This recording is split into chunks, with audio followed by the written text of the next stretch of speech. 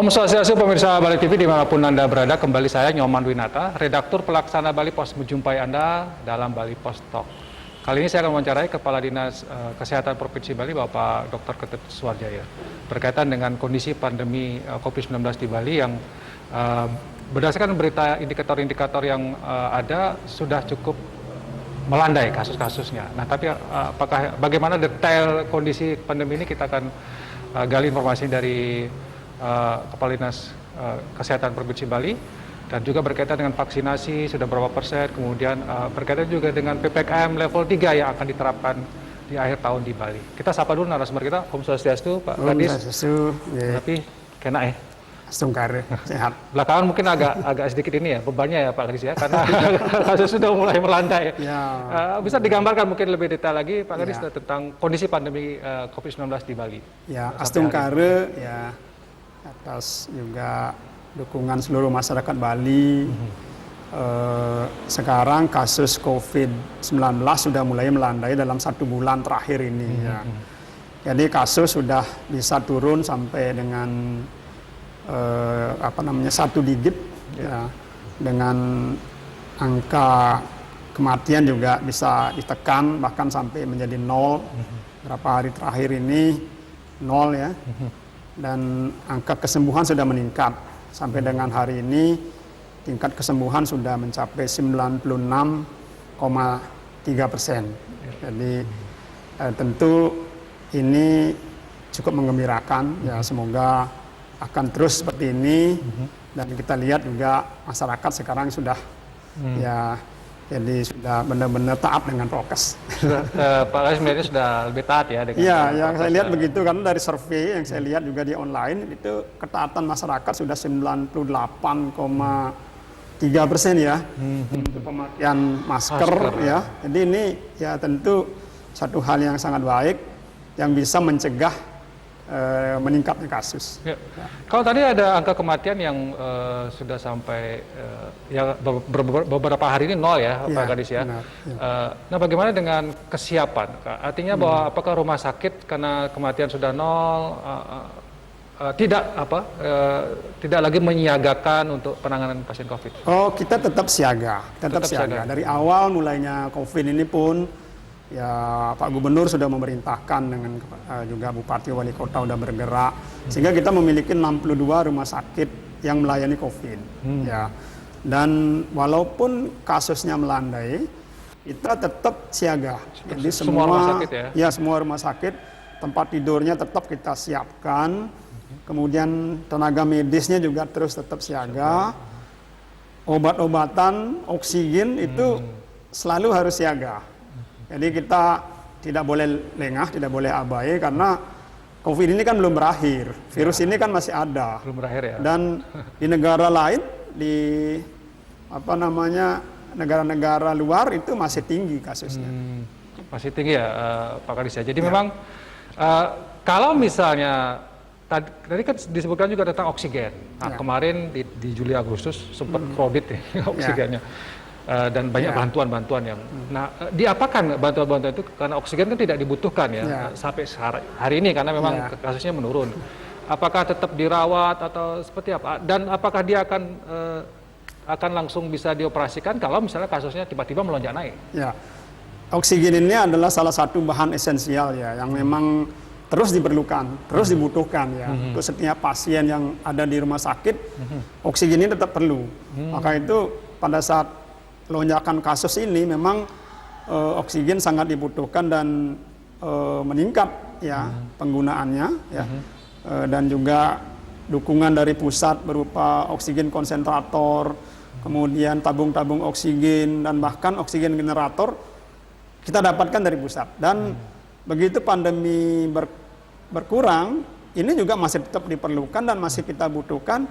Dan memang kita standby-kan sebagian, tetapi kita tentu harus rawat dan kita jaga kondisinya untuk bisa sewaktu-waktu digunakan kalau terjadi peningkatan kasus. Oke. Artinya tidak akan terjadi misalnya kalau kasusnya naik, akan kekurangan oksigen misalnya.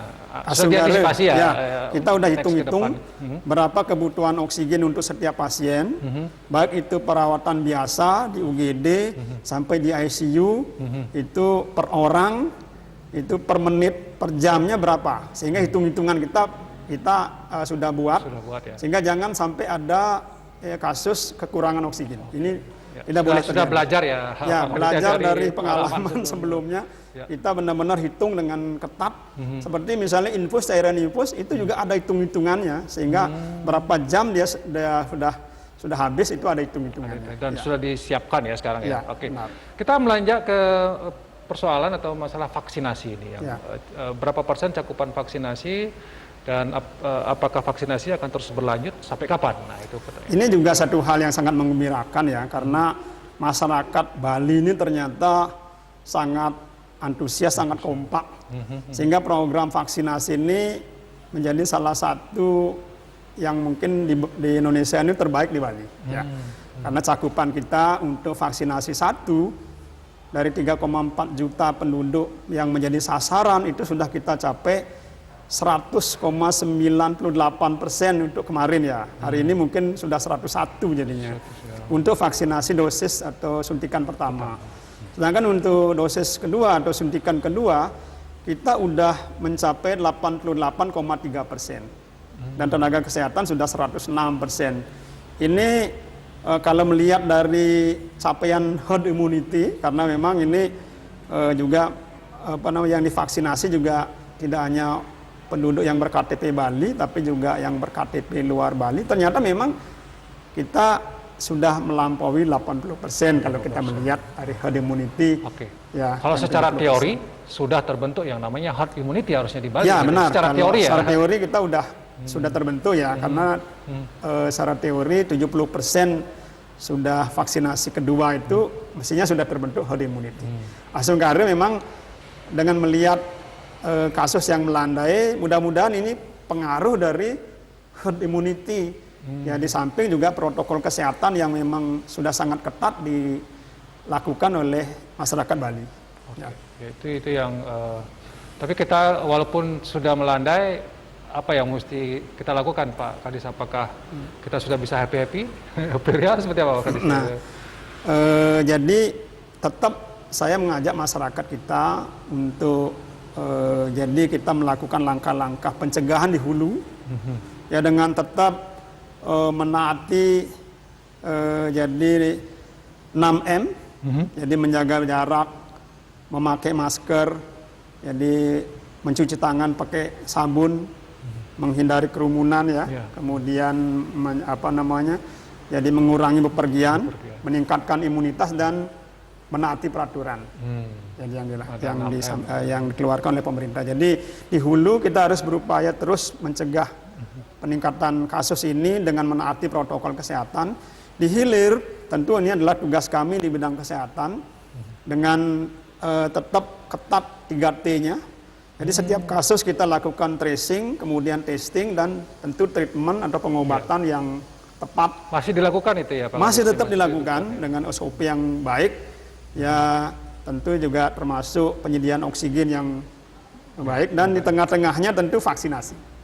Jadi ketiga hal ini kalau kita lakukan bersama-sama, Asungkare ya secara skala dan tetap juga kita mohon kepada Ide Sang Hyang Widi Wasi Tuhan Yang Maha Kuasa. Jadi secara skala ini kita lakukan langkah-langkah preventif. Ya Asungkare pandemi ini akan bisa segera kita lalui. Tapi vaksinasi tetap jalan ya? Tetap jalan. Jadi tapi belum tahu kapan akan dihentikan untuk vaksinasi? Setelah semua sasaran mendapatkan vaksinasi. Dan sasaran berikutnya yang akan menjadi sasaran vaksinasi adalah kelompok anak-anak, Pak. Anak-anak umur 6 sampai 11 tahun. Dan ini kami sudah jadi sedang menunggu petunjuk teknisnya dan Pak Gubernur sudah secara proaktif juga bersurat kepada Kementerian Kesehatan agar vaksinasi pada anak ini kita bisa mulai secepatnya gitu. Karena ini tanda-tandanya juknis ini belum keluar ya. Padahal belum keluar dari Kemenkes dan Pak Gubernur sudah jadi mohon kepada pusat agar ini bisa kita mulai di Bali ya. Karena tim vaksinasi kita punya 22.000 vaksinator ya. Vaksin kita juga kita masih punya stoknya sekitar 600.000. 600.000. Ya, jadi kalau ini kita gunakan masih cukup ya? Ya, cukup untuk kita bisa memberikan vaksinasi kepada kelompok anak umur 6 sampai 11 tahun. Nah, kalau ini kita bisa diberikan izin oleh pusat.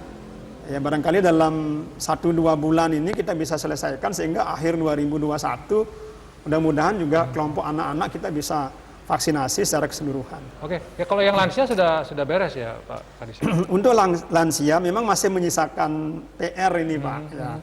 Kalau melihat dari data, lansia yang divaksinasi seluruh Bali ini untuk dosis pertama itu sudah di atas 80% memang ya, tapi belum 100%. Sedangkan dosis kedua mencapai sekitar 69-70%. Ya, ini artinya belum semua lansia bisa kita vaksinasi, padahal lansia termasuk kelompok yang berisiko. Ya, dan kebanyakan diantaranya adalah di desa-desa. Ada 2 kabupaten yang vaksinasi lansianya masih rendah, yaitu di Gianyar dan Bangli untuk vaksinasi dosis keduanya belum mencapai 60%. Ini mungkin menjadi PR kita agar kami tetap berharap jadi masyarakat terutama yang memiliki keluarga yang lansia di umur 60 tahun ke atas agar bisa divaksinasi jadi keluarganya yang lansia ini agar bisa segera terbentuk herd immunity. Baik, satu lagi pertanyaannya tentang PPKM level 3. Nah, bagaimana kesiapan dari Provinsi Bali dalam menerapkan? Nanti katanya di akhir tahun ya, sampai awal tahun 2022. Ya, Bali sudah melewati PPKM level 4, level 3, sekarang ini level 2, dan kebijakan pemerintah di akhir tahun ini untuk menerapkan PPKM level 3, saya kira ini adalah kebijakan yang baik untuk bisa melindungi masyarakat. Ya, karena dengan menerapkan juga kebijakan yang lebih ketat, khususnya bagaimana protokol kesehatan ini agar dipatuhi bersama. Kami dari bidang di kesehatan tentu ya sangat setuju ini, karena ini akan bisa mencegah meningkatnya kasus di akhir tahun. Karena biasanya umumnya secara epidemiologis dengan banyaknya kerumunan, dengan banyaknya jadi aktivitas masyarakat di tempat-tempat tertentu akibat dari liburan panjang, ini bisa memicu meningkatnya kasus. Makanya dengan kebijakan PPKM level 3, kita berharap peningkatan kasus tidak terjadi, karena akan dicegah terjadinya kerumunan, jadi aktivitas-aktivitas yang bersama-sama. Dan ya saya kira mudah-mudahan semua masyarakat memahami ini ya, sehingga kita akan tetap pada jadi situasi yang terkendali dan landai dan asumkari suatu saat virus COVID-19 ini akan bisa ya kita atasi, tidak lagi menjadi pandemi. Tidak lagi menjadi pandemi, tapi menjadi ya memang virus akan tetap ada, nanti suatu saat akan menjadi endemi. Endemi ya. Jadi seperti flu biasa gitu ya. Seperti flu biasa. Gitu. Itu syaratnya harus herd immunity terbentuk. Herd immunity terbentuk. Ya. Jadi kalau semua masyarakat sudah memiliki kekebalan, itu herd immunity, walaupun virus masih ada, seperti virus influenza sekarang ini, karena virus pasti selalu ada. Ya. Kalau virusnya nggak bakalan hilang ya? Iya, tidak bakalan hilang. Tetapi kita bisa turunkan ya dari pandemi menjadi epidemi dan akhirnya menjadi endemi.